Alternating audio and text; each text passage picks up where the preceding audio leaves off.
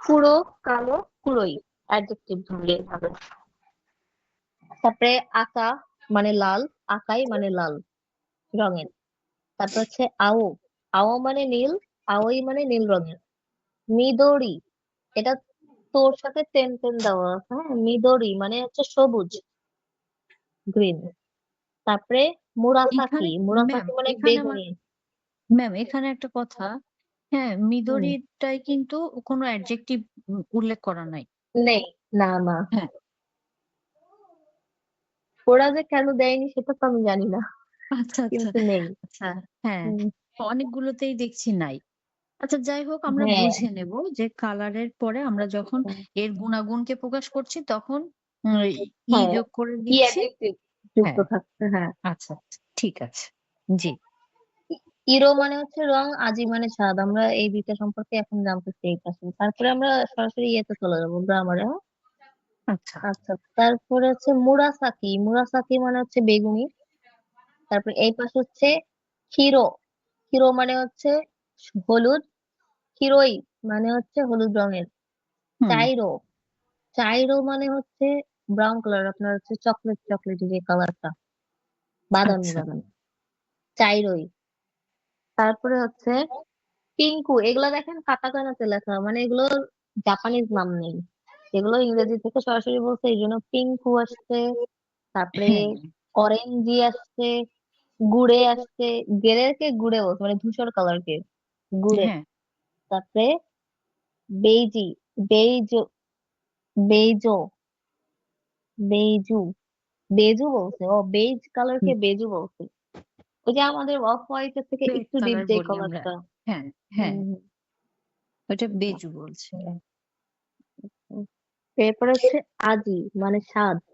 বিভিন্ন ধরনের স্বাদ আছে না, টক ঝাল মিষ্টি আমরা বলি, হ্যাঁ এই স্বাদগুলোর জাপানিজ নাম। যেমন আমাই, আমাই মানে হচ্ছে মিষ্টি, মিষ্টি স্বাদ। হুম। তারপরে খারাই মানে ঝাল স্বাদ। হুম। তারপরে নিগাই, নিগাই মানে তিতা। যেমন এখানে খুচুরি ওষুধ লেখা, তাই না? মানে ওষুধ তো তিতা হয় বেশিরভাগ, এই জন্য বলতে ওষুধ দিয়ে বুঝাইছে, নিগাই মানে তিতা। তারপরে শিও খারাই মানে নোনতা, শিও খারাই। সুপ্পাই, সুপ্পাই মানে শিও মানে টক। ম্যাম শিও শিও মানে তো নোনতা, লবণ, সরি শিও মানে না, তো লবণ লবণ। তাই না? হ্যাঁ হ্যাঁ, এই জন্যই শিও খাড়াই বলছে নোনতা আচ্ছা স্বাদ, স্বাদটা আচ্ছা নোনতা। আচ্ছা। হ্যাঁ শিওর সাথে খাড়াই যোগ করে দিয়েছে এখানে, তাহলে হ্যাঁ, নোনতা হয়ে যাচ্ছে। আচ্ছা সুপ্পাই, সুপ্পাই মানে হচ্ছে টক। খই মানে হচ্ছে স্ট্রং, মানে কড়া স্বাদ, হ্যাঁ। তারপরে আচ্ছা। উসুই, উসুই মানে হচ্ছে আপনার দুর্বল স্বাদ, মানে অতটা কড়া হয় না, হালকা। যেমন আমাদের যে কোনো ড্রিঙ্কস এর ক্ষেত্রে কিন্তু আমরা দেখি যে কিছু একটা জিনিস বেশি হইলে কড়া লাগে। যেমন লেবু একটু বেশি চিপে দিলে বেশি টক টক লাগে, কড়া লাগে না স্বাদটা, সেই কড়া হ্যাঁ স্বাদের কথা বলতে। আর এখানে হচ্ছে একটু কম দিলে দেখা যাচ্ছে এটা নর্মাল একটু ভালো স্বাদ লাগে, সেই জন্য বলছে উইক স্বাদ, হ্যাঁ। উসুই হালকা স্বাদ। কি আচ্ছা গরম, কারেন্ট চলে যায় আরো বেশি গরম লাগছে। আচ্ছা, এক্সট্রা ভোকাবুলারি আপনারা নিজে থেকে এক্সট্রা ভোকাবুলারি গুলো দেখবেন। এতে হয় কি, যখন আমাদের লিসেনিং চলে, হ্যাঁ, তখন কিন্তু এই এক্সট্রা ভোকাবুলারি থেকেও বিভিন্ন শব্দ ওরা উচ্চারণ করে, আর তখন আমাদের মনে হচ্ছে যে এটার মানে কি, এটা তো কখনো শুনিনি, এটা তো কখনো পড়িনি। তখন কিন্তু ওইটা ভাবতে ভাবতে পরের লাইনটা বলে চলে যাবে, আপনি কিছুই বুঝবেন না। হ্যাঁ ম্যাম এই আমি জন্য তাহলে আমার একটা কথা বলি, সেটা হচ্ছে হ্যাঁ, আমি গত পরশুদিন একটা পরীক্ষা দিছি মক টেস্ট। হুম, হুম, কোথায়? তো এই যে এখানে জেপিটিতেই। জেপি, ও আচ্ছা আচ্ছা, জি। হুম। তো আমি ১ম বার পরীক্ষা দিয়ে আমি খুবই হতাশ। আমি কিছুই বুঝতে পারছি না, কিছুই বুঝতে পারছি না। হুম, মানে কিছু হুম, ওয়ার্ড বুঝছি। কারণ আমার ভোকাবুলারি তো ওরকম হাই না। কিছু ওয়ার্ড হুম, বুঝছি। হুম, একেবারে যে বুঝছি না তা না। ধরেন একটা হুম। বাক্যের মধ্যে ২-৩ টা ওয়ার্ড বুঝছি। কিন্তু ওই ওয়ার্ড বুঝলে তো হবে না। আমাকে তো পুরো বাক্যের অর্থটা বুঝতে হবে। না এখন হলে তো আমি উত্তর করতে কোন পারব না। গ্রামার রুলস অনুযায়ী ওইটা তৈরি হয়েছে, কিভাবে কি বলতে চাচ্ছে সেটা তো আপনি যদি না বুঝেন তাহলে তো আপনি ধরতে জি। পারবেন না। হ্যাঁ, ওই অসাধারণ। কারণে মানে আমি মানে উম একদম আমি ভাবছি যে একটা কেমন হুম, প্রশ্ন হয় একটু জাস্ট আমি দেখি। স্যার বলছেন যে পরীক্ষা দেবেন। হ্যাঁ, হ্যাঁ। তো অ সে সেভাবে আমি গত পরশু আমি ১ম বার একটু ট্রাই করছি। তো ওই যে আচ্ছা। ১ম বারের অভিজ্ঞতা খুবই তিক্ত। আমি মানে বুঝতেই পারছিলাম না। ব্যাপার না, মোটামুটি ওই একটা ১ম বার এরকম তিক্তই হয় অভিজ্ঞতা, সমস্যা আমি নেই। ৫৫ পেয়েছিলাম। তাও তো ভালোই পেয়েছেন। ৫৫ তো অনেক ভালো। ভালো? সায়েন্সে তারপরে আসছি, হ্যাঁ। তারপরে শুনেন ম্যাম এটা কি আমি আপনি ১ম বার বুঝে ওই বুঝে করলাম। বুঝে উত্তর দিয়েছিলেন নাকি? না কিছু তো না ওই যে ছবি দেখে আইডিয়া করে আর হচ্ছে ওই হ্যাঁ, কিছু হ্যাঁ। ওয়ার্ড বুঝতে পারছিলাম। হ্যাঁ? যেমন জিতেন শাহ। ওইটা হুম, দেখে হ্যাঁ, হ্যাঁ। যে সাইকেলের ছবি আছে, হ্যাঁ? তাহলে মনে হয় এটাই হবে। হ্যাঁ, এরকম করে ছবি দেওয়া আমি থাকলে তো একটু উত্তরগুলো সুবিধা হয় হ্যাঁ, আরকি, হ্যাঁ। হ্যাঁ। ওই বেশিরভাগই হচ্ছে ওই লিসেনিং এর নাম্বারটা বেশি আসছিল ১ম বার। হুম? আ তো আর ওরকম রিডিং হলো। পার্টে তো পরে আপনার পড়তে সময় লাগে, হ্যাঁ। আপনি কি সময় পুরো লাগে আর টাইমটা দিছিলেন? পড়তেই তো ম্যাম হ্যাঁ, পড়তেই তো পারছিলাম না। কারণ ওখানে হ্যাঁ, হ্যাঁ, বেশিরভাগই সব কাঞ্জি, হচ্ছে কানজিৎ লেখা কাঞ্জি, উপরে কাঞ্জি। আছে যদিও কিন্তু অতখানি প্রশ্ন পড়ারই তো সময় নাই। তাই না? এইজন্য একটা তারপরে কি করল ট্রিক্স আছে বুঝছেন? জি, ট্রিক্সটা কি? বলেন। আমাদেরও কিন্তু আমরা তো জেল পিটি দিছি, হ্যাঁ। জেল পিটিতে কিন্তু এরকম বড় বড় প্যাসেজ দোক্তাই অনেকগুলো থাকে। ঠিক আছে? ওখানে আচ্ছা, তো প্রশ্ন আচ্ছা। পড়ার সময় নাই। আপনি হচ্ছে প্রশ্ন মানে পুরো প্যারাগ্রাফটা পড়তে আপনার যে সময় লাগবে তার মধ্যে আপনি ৫ টা প্রশ্নের উত্তর দিতে পারবেন না পড়ে। এটা কেমন করে? কোন রকম একবার জাস্ট চোখটা বুলাবেন। আপনার পুরো পড়ার দরকার নেই, অর্থ বোঝার দরকার নেই। আপনি করবেন কি ওই প্যাসেজের নিচে যে কোশ্চিনটা হবে, হ্যাঁ, সেই হ্যাঁ, কোশ্চিনটা আগে দেখবেন। কোশ্চিনটা দেখলেন, কোশ্চিনের ভিতরে যে কাঞ্জি যেই আপনার প্রশ্নটা করছে বুঝতে তো পারবেন প্রশ্নটা পড়ার পরে।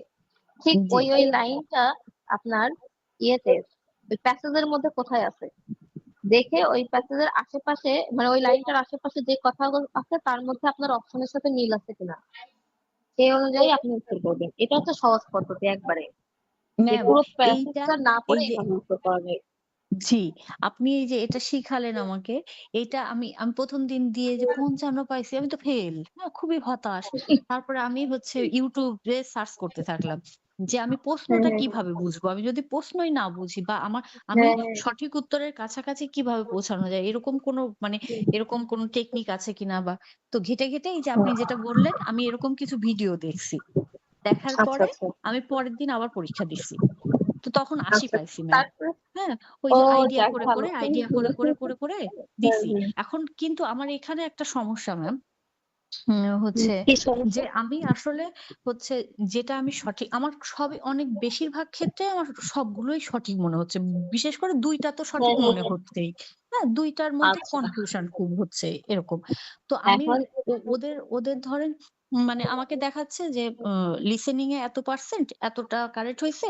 আমি সবগুলোরই হুম, করছি। হ্যাঁ? ৮০ টা প্রত্যেকবারই আমার ৮০ টা হচ্ছে এবং ওই টাইমের আগেই হয়ে যাচ্ছে। কারণ আমি তো শেষের গুলোও হুম, তো কিছুই বুঝতে পারছি না, আন্দাজে দিচ্ছি। হ্যাঁ? একটা আইডিয়া করে দিয়ে দিচ্ছি। হুম, এরকম আরকি। তো যাই হোক, তো আমি হচ্ছে যেটা আমার যে আমি তো এরকম করে আমি ওই ১ম দিন তো বললাম যে ৫৫ পাইছি। আমি খুবই হতাশ হয়ে হুম, গেলাম যে ও তো আমার হচ্ছে না কিছুই। হ্যাঁ? তারপরে হুম, এই হুম, দেখে শুনে আপনার এই টেকনিকটা একটু অবলম্বন করলাম যে আমাকে একটু আইডিয়া করে ওই কাঞ্জিগুলো একটু আইডেন্টিফাই করতে হবে। করে আমাকে এটা মার্ক করে আমি কিছু একটু নিজের মতো করে মানে হ্যাঁ, দেওয়ার চেষ্টা করলাম। পরের বার কিন্তু আমি দেখলাম যে ৮০ পাইছি। তা এটা তো পেলাম। একটু কিন্তু মনে করেন, আমার প্রশ্ন হ্যাঁ, হ্যাঁ। হচ্ছে আমি কোনটা আসলে সঠিক আমার আইডিয়া করে আমি কোনটা সঠিক। কারণ আমার কাছে মনে হচ্ছিল যে মানে আমি যে একবারে 100% সিওর হয়ে যে একটা প্রশ্নের উত্তর দিছি এরকম কিন্তু না। হ্যাঁ, আমি আচ্ছা, ধারণা করে এরকম দিচ্ছি। হুম? তো যে আমি আচ্ছা, যে এখন আসলে এখানে কোনটায় ব্যাপার সঠিক হচ্ছে, দিলাম আর কোনটায় হ্যাঁ, হ্যাঁ। সঠিক দিলাম না। এইটার কিন্তু সুযোগ নাই কোনো আমার বোঝার।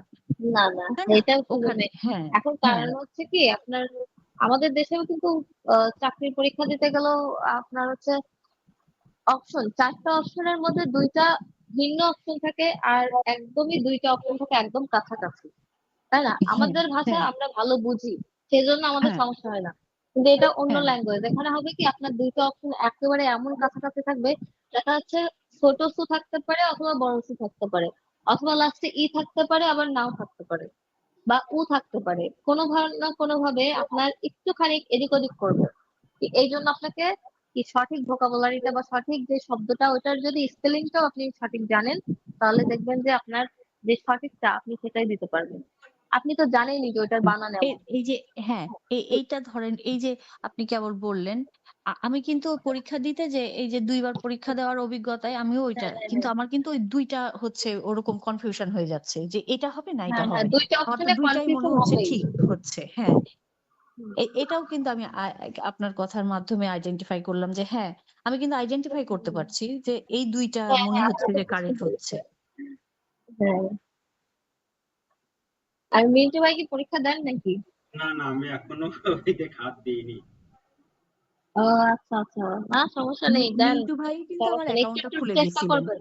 মিন্টু ভাই, আপনি খুলে দিছিলেন। আচ্ছা, হ্যাঁ, হ্যাঁ।